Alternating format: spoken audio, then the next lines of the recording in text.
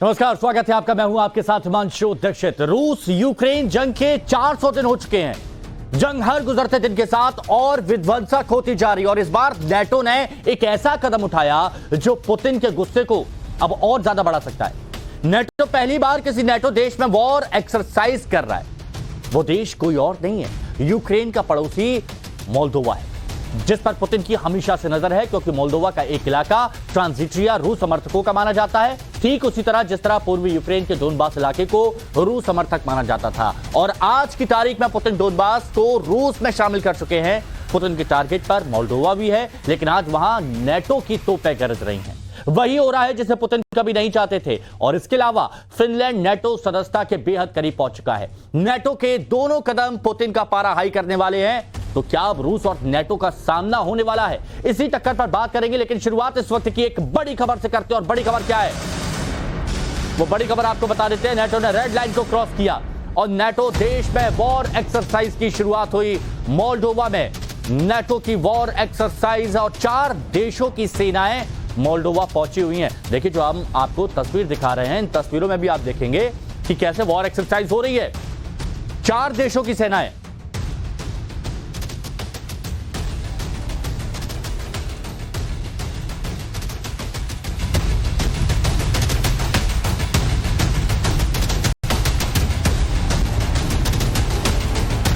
बता रहे हैं मोल्दोवा में नेटो की वॉर एक्सरसाइज इस वक्त चल रही है और इसीलिए यह बात यहां कहा जा रहा है कि रेड लाइन जो है वो नेटो ने क्रॉस की है।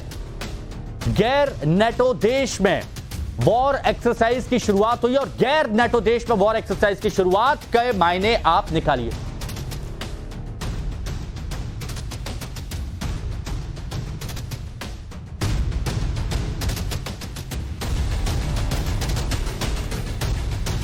तो देखिए, वो तस्वीरें भी हम आपको दिखाएंगे, लेकिन इस बात को समझिए, क्या नेटो ने रेड लाइन को क्रॉस कर दिया है? यह सवाल इसलिए क्योंकि युद्ध के बीच से पहला मौका है जब नेटो किसी गैर नेटो देश में वॉर एक्सरसाइज कर रहा है, यानी उस देश में जो नेटो का हिस्सा नहीं है।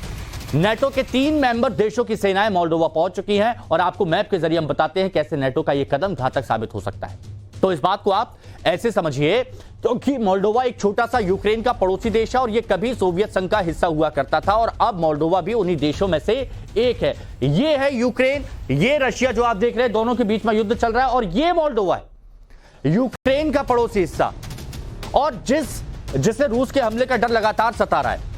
मोल्डोवा के एक तरफ रोमानिया है जो कि एक नेटो कंट्री है। ये रोमानिया की बात की जा रही है, जो लाल रंग में आप देख रहे हैं, ये रोमानिया है और ये एक नेटो कंट्री है। और दूसरी तरफ यूक्रेन है।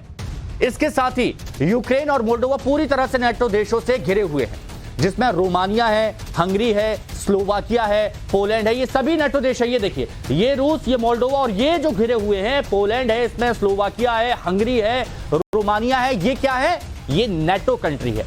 नेटो रूस की सरहद की तरफ बढ़े, ये पुतिन को कतई मंजूर नहीं है और नेटो ने ऐसा ही फैसला लिया है। मोल्डोवा में वॉर एक्सरसाइज करने के साथ साथ ये देखिए, ये मोल्डोवा और पूरी तरफ से जो घिरे हुए हैं।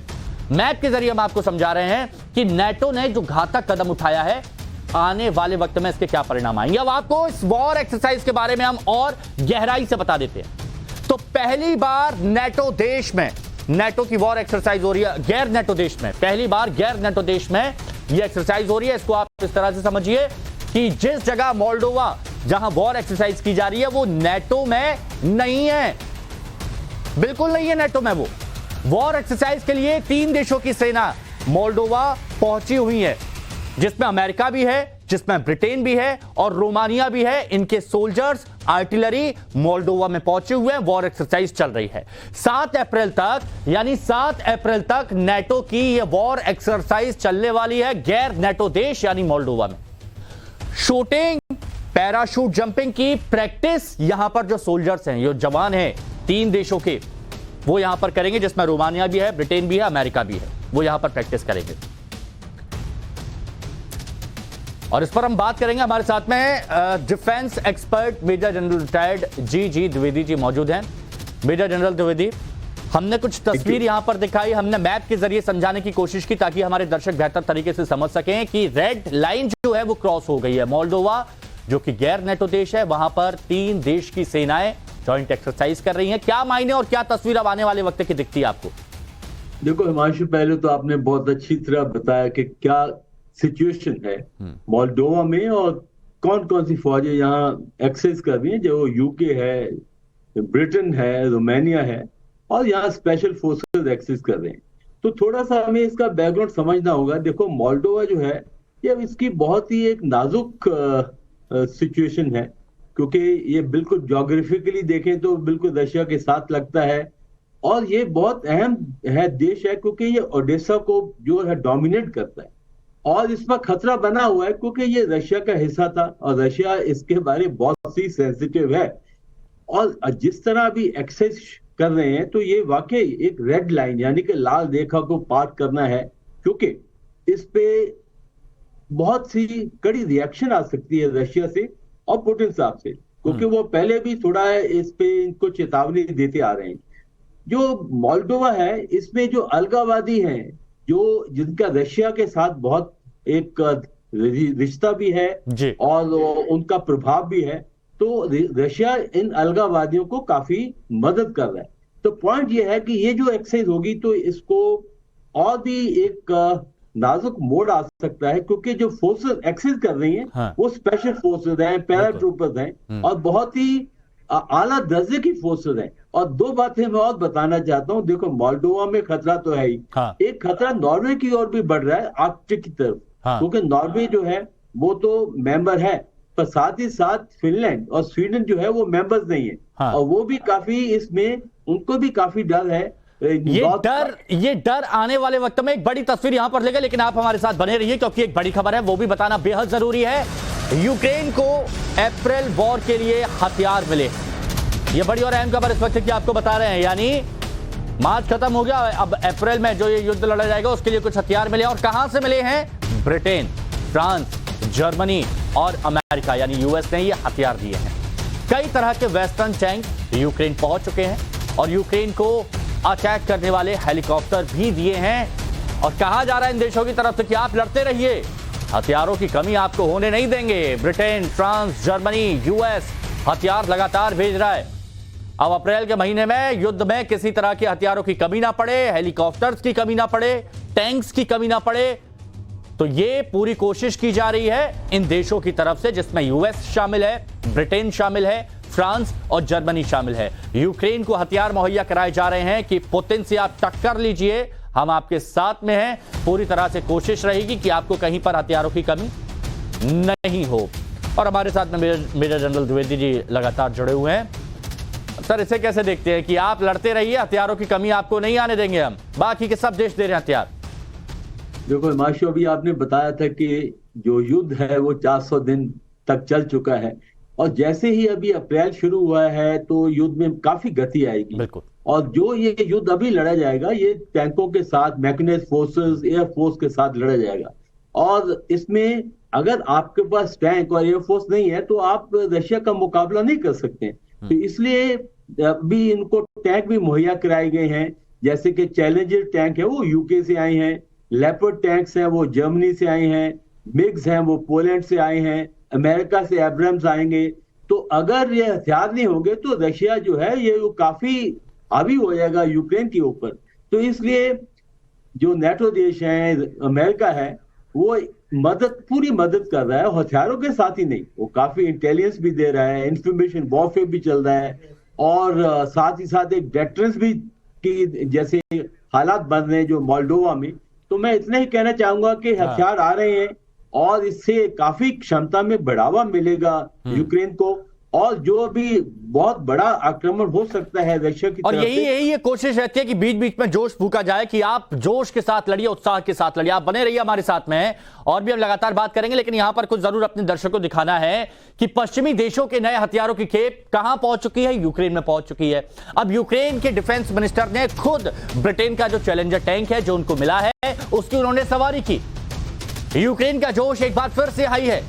अब आपको बताते हैं कि किस देश से कितने और कौन से हथियार पहुंचे हैं यूक्रेन के पास। तो यहां पर इस बात को ऐसे समझिए कि ब्रिटेन की बात की जाती है तो ब्रिटेन ने क्या दिया है, 2 चैलेंजर 2 टैंक यहां पर पहुंचाए गए हैं। अब अमेरिका की तरफ से क्या दिया गया है? अमेरिका की तरफ से strike vehicle Cougar armed fighting vehicle ये यहां पर दिया गया है। ये आप इस तरह से जो यहां पर देख सकते हैं, ये strike vehicle Cougar arm. Germany की तरफ से क्या दिया गया है? जर्मनी की तरफ से 18 लेपर्ड 2A6 टैंक यहां पर दिए गए हैं, जो आप यहां पर ऐसा देख रहे हैं, और इसके साथ ही 40 मॉडर्न इन्फेंट्री टैंक यहां पर दिए गए हैं। 12 MI हेलीकॉप्टर नॉर्थ मैसेडोनिया की तरफ से दिए गए हैं, जो इस तरह से होते हैं जिसे लड़ाकू हेलीकॉप्टर भी कहा जाता है, जो दुश्मन के दांत खट्टे कर सकता है और यह बहुत तेज गति से, चीते की रफ्तार से ये उड़ान भी भरता है। तो 12 MI हेलीकॉप्टर नॉर्थ मैसेडोनिया की तरफ से दिए गए हैं। ये वो हथियार हैं जो यूक्रेन को मुहैया कराए जा रहे हैं ताकि उनका जोश बरकरार रह सके इस युद्ध में, उनका जोश बरकरार रह सके। ये कोशिश की जा रही है। अब इसमें अमेरिका भी है, इसमें ब्रिटेन भी है, इसमें जर्मनी भी है और इसमें नॉर्थ मैसेडोनिया भी है। और ये किस लिए हो रहा है? अप्रैल वॉर में, कि मतलब 1 महीने तक आपके पास किसी चीज की कोई कमी ना पड़े, आप युद्ध लड़िए बस। एक और बड़ी खबर की बात करते हैं, एक और बड़ी खबर की बात करते हैं। यूक्रेन को 4 MiG-29 फाइटर मिले, हथियारों की कमी नहीं पड़ने देंगे। और ये किसने दिया? स्लोवाकिया ने। 4 MiG-29 विमान यहां पर पहुंचे हैं, फाइटर जेट, जो कि स्लोवाकिया के प्रधानमंत्री खुद वो मिले और उसके बाद ये यूक्रेन को पहुंचा दिए गए हैं। 4 MiG-29 विमान दिए गए हैं और स्लोवाकिया के प्रधानमंत्री भी यूक्रेन पहुंचे हैं। मेजर जनरल द्विवेदी, इसे आप कैसे देखते हैं कि मतलब हथियारों की कमी नहीं? ये तो हमने बता दिया। अब स्लोवाकिया के PM भी पहुंच रहे हैं, हौसला अफजाई भी कर रहे हैं। देखिए, एक होता है हथियार देना और एक होता है कंधे से कंधा मिला के आप वहां पर पहुंचे जहां पर युद्ध चल रहा है। बिल्कुल हिमांशु, देखो जो युद्ध है हथियारों से लड़ा जाता है और मनोबल से जीता जाता है। तो दोनों चीजें बहुत जरूरी हैं कि हथियार भी चाहिए और मनोबल भी चाहिए, क्योंकि अगर आपके साथ आपके एलाइज पार्टनर खड़े नहीं होंगे तो वो मनोबल पर बहुत फर्क पड़ेगा। और जैसे आपने बताया, हथियार जो है काफी गति से आ रहे हैं, क्योंकि जो इनके ये भी जानना जरूरी है कि जो टैंक्स होते हैं 10 से 12 टैंक की एक कंपनी बनती है, यानी कि स्क्वाड्रन बनता है, तो पूरा स्क्वाड्रन मिला है। और 4 टैंक्स का एक ट्रुप या प्लेटून बनती है, तो वो भी टैंक्स आ रहे हैं। और साथ ही साथ जो अटैक हेलीकॉप्टर बहुत ही जरूरी है, क्योंकि जब आप मैकेनाइज्ड वॉरफेयर की लड़ाई लड़ रहे हैं तो आपको ऊपर से भी बहुत ही एयरफोर्स और अटैक हेलीकॉप्टर्स की बहुत ही जरूरत पड़ती है। तो ये जो अभी छवि बन रही है, छवि ये बन रही है कि हथियार आ रहे हैं। और साथ ही साथ दर्शकों को पता होना चाहिए कि काफी ट्रेनिंग हुई है इसकी। ये जो हथियार मिले हैं, तो यूक्रेनियन जो इनके सोल्जर हैं, इनके मैकेनाइज्ड फोर्सेस हैं, इन्होंने ट्रेनिंग की है यूके में।